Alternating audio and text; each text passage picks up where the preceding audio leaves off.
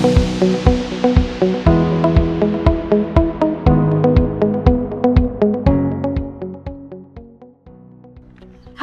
and welcome to Conversations Around New York City. So as you can see today, we are actually in the lovely Bryant Park. We have had a break in the rain, so fingers crossed it stays off. Today we are going to have a nice conversation about trends in EdTech with Dipesh. Yeah. How are you today? Doing good. Enjoying the weather, enjoying the view. So Yeah. all good. All good. All right. So can you go ahead and introduce yourself for the people who don't know you, if they haven't seen any of our content ever in their lives, and then we'll get started with my set of questions. All right. So I'm Dipesh Jain and VP of Sales and Marketing here at Magic. I've been with the company for 9 years. That's roughly the amount of time I've spent in EdTech as well in the US. So yeah, that's a little bit about me. Short and sweet and to the point. I love it. Okay. So we're going to jump right in. These questions are based on different trends I've been observing in the chat forums and different LinkedIn posts, news articles, etc. So the first one, we're going to see more about the education tool side of it. So how do you create online education tools that adapt to each learner's needs while still being usable for many people? Good question, and I've been thinking about it. So there are two things. There are two key elements of this. I think you start basically by building a great user experience. So make it minimal but great for users to use. So that way it's adopted widely no matter which part of the world you are in. So I think start with that. And then thanks to AI, add in layers of adaptivity or personalization. So that's how you create products that are scalable, but at the same time personalized. So I think that I would think is the way to go about it. So then how do we navigate these tools? Because you mentioned creating these tools at the basic layer. How do we navigate amongst all of the buzz going on in the market? Because there's all these flashy terms going around with AI. And at the end of the day, we need a tool that we can actually use and put into effect. So what advice would you give people where to start with that? I think you're right that there's a lot of buzz going on. I think the way I think about any tool is a tool is a tool. How does it help solve my problem? And I think that's what you think about of it in education as well. So what are the problems that teachers face? For example, teachers are overwhelmed. They don't get enough time to do the teaching job. They do a lot of admin tasks. Can we eliminate those, automate those for them? For students, Sure. It's about how do we improve their learning efficacy, right? Rather than teaching them theory, can we show them something? Can we help them experience something? And will that help them grasp the concept faster? So I think starting with the challenges and pain points and going backward and then thinking about tools or technology, I think that helped. And the second thing, I feel that we have a tendency to get too many tools, which is never helpful. So I think sometimes one tool should solve multiple purposes. So I think I would really recommend trying one tool for multiple things, as many things as it can. Instead of going to multiple tools and then not adopting them or just getting overwhelmed. Yeah. Do you have one off the top of your mind that you're super passionate about right now that you recommend with someone to start with? I think I absolutely, in education concept and even in my job, Notebook-LM is one of the tools that I'm really, really fascinated by. It's a good one.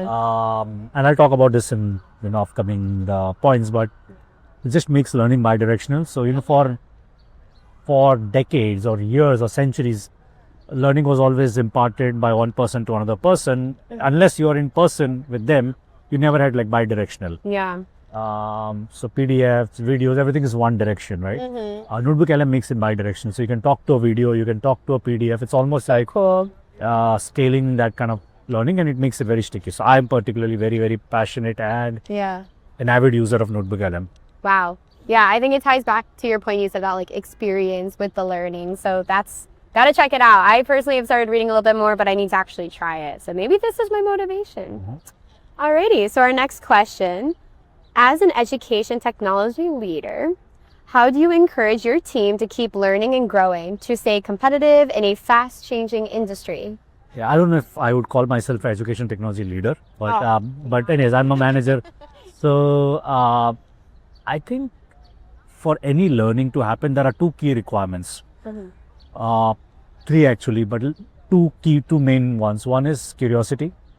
So one of my key things that I gauge when I hire anybody is how to build the curiosity. So unless you're curious, you're never going to learn. So I think that's very, very, very important. So I always, one of the things I talk to my team about is what we're curious about, like what, okay. And so I think that's one. The second is humility, because unless you are humble and you realize your own flaws, you're never going to seek out learning. So I think these two, being humble enough to know that I don't know, I probably know like 0.00001% of knowledge that's out there. So And there's so 99.999% that are not uncovered. That's true. There's so much knowledge out there. Yeah. So I think those two are key. And the third one I would say is adaptability, but that's kind of a byproduct of being curious and good point. humble. Yeah. I think those two, and I try to do it myself, so that way I try out different things. I learn, I'm curious, I go into depth of different things. Yeah. So I hope that also the team sees it and the team does it, and that's how I go about it. Yeah, I love the point about the curiosity of it, because that's really what inspires us to learn and keep, I don't know, waking up in the day, right? You gotta find the motivation. So I love that. All right, next one. New trends like gamification, VR, and AR are changing education. What trends do you think will have the biggest impact on learning in the next 5 years, and why? That is a loaded question, because we are changing every day in this field. I somehow don't like the use of word trends, because trends make it sound like very like a passing phenomenon. It's a trend today, Okay. not something tomorrow. I don't know. It's my personal take. No, I love it. I have the hot take. But so I'm not a big fan of trends. But I do think that the technologies that will help, in my opinion, are two. Okay.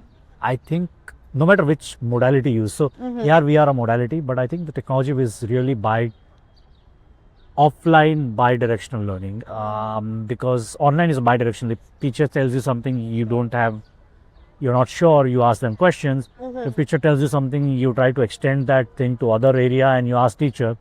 But what happens in absence of that? You're learning at night after your kids are asleep. You have questions, like, that is one thing that prevents people from applying their learning. So having a tool that will make it bi-directional, where you can ask question and get answers. Yeah. So for example, in Notebook LM, I'm learning about, let's say, sports psychology. I can ask it that, how can I apply these sports psychology principles to corporate teams, right? Yeah. That's bi-directional learning. It makes it very sticky. I think that's big one. And the second is, of course, personalization, like personalizing, because every individual is so different. Now I'm surprised how we created, like I studied in a classroom with 70 other students. One teacher, 70 students, and I'm like, how did the teacher even manage to teach all of us? And we got through fine. Yeah. But how do you personalize for the level at which the person is and for the interest and passion that they have? So Now I have to ask a big follow-up question, because I'm just curious. We see a lot more about VR. Do you think AR is still very well pursued in the EdTech industry, or is it kind of lost its spotlight against other applications? I think the AR, VR, definitely both AR, VR, mixed reality, I really feel has a lot of potential. I think we have not yet found a way to make it scalable across environment. So I think, and then there are some inherent challenges with VR and AR when it comes to, like, people, for example, I have motion sickness. Sometimes when I'm in VR headset, I feel dizzy. So maybe the headsets are not the way. I know Facebook is coming up with Orion, which I know is pretty cool. Google is coming up with its own glasses. Maybe that's the way. So I don't doubt the ability of these tools and technology. I just feel that it has some ways to go beyond it before it becomes widely adopted. Till that time, it will become almost like a parlor trick thing, in my opinion. It does, to be very clear, it does have absolute impact. I've tried it. I think it is great. It's just not scalable at this point in time. Yeah. I've been in the VR labs that we're slowly building, and I don't get motion sickness much, but in there I was not really sure what was going on and had to take a pause. Yeah, no, I studied physical therapy, so when the lab that we were building at the office, I looked at it and I was very impressed. I hope this, as I said, I hope this technology becomes scalable, and I really hope that people get hands on things like this. Yeah. And it really all ties back to that point of experiential learning and your point about the bilateral approach to education, which I think is like one of the main takeaways people should get from this video, is just we're now into personalized learning, making everything experiential and breaking what I like to say the fourth wall in education. So we're no longer getting talked at. We're now stepping into the experience within the classroom. So, not to continue on the word trends, because you already expressed how you feel about it, but are you following any news, LSA, or common threads that people are talking about in any forums or any tools? Yeah. What do you have to share about those? I mean, one of the problems with all this AI news is I think it can be very overwhelming to somebody. I talk to a lot of people, and at the end of every conversation, I ask them that, hey, which AI tools are you using? And I think still I feel, and I'm, don't take this number by this thing, but I think 70 to 80% of people are really exploring surface level. And the reason they don't go deep into it is because of this so much out there right now. It's almost overwhelming to an average user. So I don't want to get into tools. Yeah.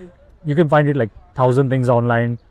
I actually, the thing that I am very curious about is what are the skills that will be important for us to acquire in this AI world. Like, I'm actually thinking about the analog skills. Like, oh, interesting.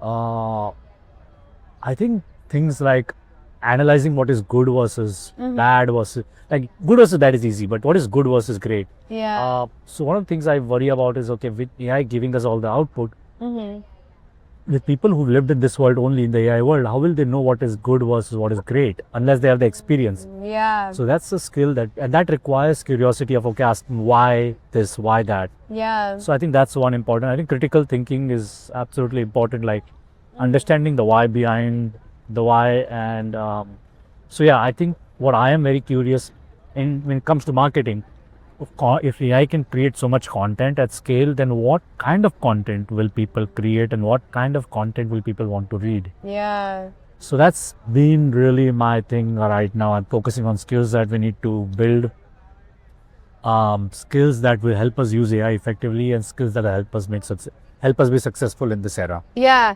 I think I like these points because I actually just watched a video today in terms about the rise and importance of philosophy and studying philosophy with this whole AI era, because we need to learn how to question the AI tools and seek more deeper understanding with the outputs from these AI engines. And that was my problem even with tech. Like, people said STEM is there, liberal arts is literally people didn't want to take liberal arts, but I think having the liberal arts background gives you such a strong, powerful way to look at tech. Yeah. Same is the case with, so for example, if you were not liberal, let's say you had economics degree and you had a computer science, it just made you completely a different personality. I was looking at technology when I was a physical therapist, right? So that kind of having those divergent backgrounds really helps. So even now, I think that the core skills of questioning, reasoning, philosophy, why, contrarian views, like all of this is going to be very, very important. Yeah.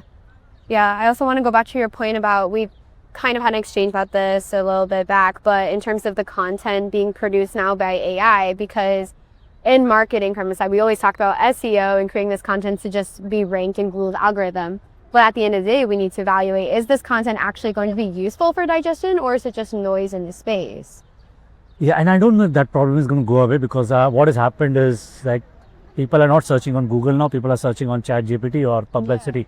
So content is still being created so that those engines recommend you. So I really question deeply the value of truly good content created for human consumption, I think, versus machine consumption. That's how I distinguish. Yeah. Are you creating this content for humans, or are you creating it for machines? There's nothing wrong with creating for machines, because that's how SEO was. But it has to be balanced between how humans get value, because people are overwhelmed with all the content. So text content is overwhelming. Give it another few years and video content will be overwhelming as well. Yeah. It's just too much video content. So how do you create content that separates from noise? I don't know if I have the answer, but I think that was going to be my next question. Yeah, I wish I had the answer, but I think it will be some of the best creators that I follow have very unique takes on things, which is not an average take, which is like completely opposite of what an average, or completely divergent from somebody. So I think maybe that's the way forward, but I don't know. Yeah, so you beat me to my question. That was going to be my next one, but I guess we still need to do a little bit more research and see what happens before we can maybe get closer to an answer. I think it's going to be a while before we get the actual answer to that question. Okay. Yep. All right. Yep. I agree. It's a wait and watch. Let's see. Yes. Alrighty. So the last question: as AI tools provide instant tailored feedback in education, how do you use them to grow your business in new areas while keeping assessments fair and inclusive for different education systems? Or I would say even learners. It's a very filled question. I guess the main point is we're getting into the topic of AI intersection with assessments and adaptive assessments. So I think I will also question the why behind. So why are assessments created, right? Assessments unfortunately are now means to, okay, assessment is scoring you. Assessment is not really scoring. I think assessment's purpose is to solidify your learning. So I take assessments so that when I'm questioned, I can bring back my concepts so that my learning becomes solid. Assessments intent is also to make learning engaging. If you don't have assessment, you're just reading content. Assessment helps you make the learning engaging. I think that those are the two core purposes of assessment. Okay. I think what AI can do is create assessment that enhances these two purposes. Like, can assessment make learning more sticky? I like that. So, yes. So, and at the end of the day, what do you want to do when you learn? So, let's say you learn about photosynthesis. Yeah. You had a curiosity why leaves are green. You got to know because it's photosynthesis. But what else are you going to do with it, right? How does photosynthesis define how you now see feed? Yeah. How you now see cycles, how you now see seasons, right? That is what the role of assessment should be. That, hey, you learned this concept, now how are you going to apply it to different realms? Makes it more sticky. You'll never forget about photosynthesis after that. And the second is, how does it make it more engaging so that I don't sleep through content? So AI can really make it very powerful and make the assessment very linked to these two objectives. Yeah. I think I'm forgetting the name of this cycle, but there's those content where you have to study it so in depth that it becomes kind of deeply ingrained in your memory. And I don't want to say like PTSD, but do you know what I mean? Like, for example, I think it's the Krebs cycle for medical students. Yes, something like I remember we studied the periodic table and we had this like mnemonics of first letter of each word. But there's a very good course, and I think it's one of the most highly viewed course on Coursera. It's called Learning How to Learn by Barbara Oakley. I think that's her name. I think absolutely everyone should take that course. It just helps you learn. It helps you think about how to learn. Which with AI, I think I worry that people might not be interested in. But I think Learning How to Learn by Barbara Oakley is one of the best courses I've taken. It's meta learning of how do you retain concepts, how do you apply concepts, how do you improve your memory and things like that. Yeah. Wow. So is it meant for anyone to take, or like educators? No, just anyone in the world. I feel first of all 8 billion people are learners today. Like the entire humanity is learning. Yeah. So anyone who's learning, and which they should be, should take that course so they know how they learn and how to improve their learning. Wow. Yeah. I'll have to check it out. I've never heard this before, so I'm learning something new as well here, which is great. Cool. So do you have any final insights, comments, ideas you would like to discuss today or leave us? I think I would just say this, like, think about what you want to achieve in life. Like, I'll start with the life's purpose, the philosophy, right? What is it that you want to achieve in life?